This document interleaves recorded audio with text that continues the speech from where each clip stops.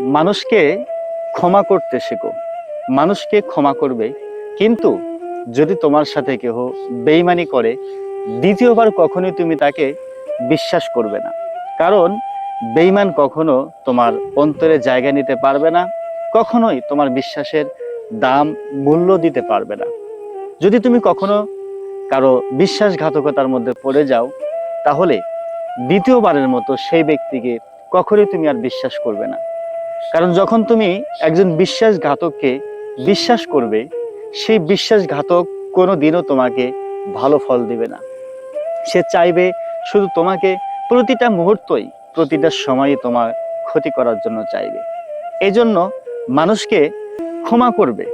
মানুষ ভুল করলে, ক্ষমা চাইলে সাথে সাথে ক্ষমা করে দিবে, কিন্তু বিশ্বাসঘাতকের সাথে দ্বিতীয়বার কখনো কোনো সম্পর্কে জড়িত হবে না, তার কথা কখনো বিশ্বাস করবে না, তার সাথে কোনো রকমের চলাফেরা উঠা বসা করবে না।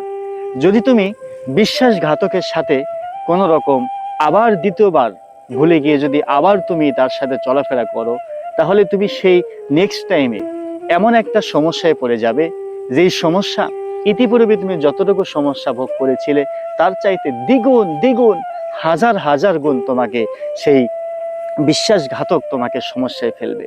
এই জন্য আমি বলি, কখনোই তুমি বিশ্বাসঘাতকের সাথে দ্বিতীয়বারের মতো কখনোই তার সাথে সম্পর্ক গড়ে তুলবে না। কারণ সে চাইবে তোমার সাথে বিশ্বাসঘাতক করার জন্য। তুমি যতই তার কাছে ভালো হতে চাও, সে কখনোই তোমাকে ভালো রাখবে না, রাখতে চাইবেও না।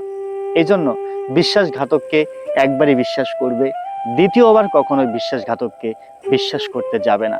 যদি দ্বিতীয়বার বিশ্বাসঘাতককে বিশ্বাস করতে যাও, তাহলে এমনও হবে তোমার লাইফটাই বরবাদ হয়ে যাবে।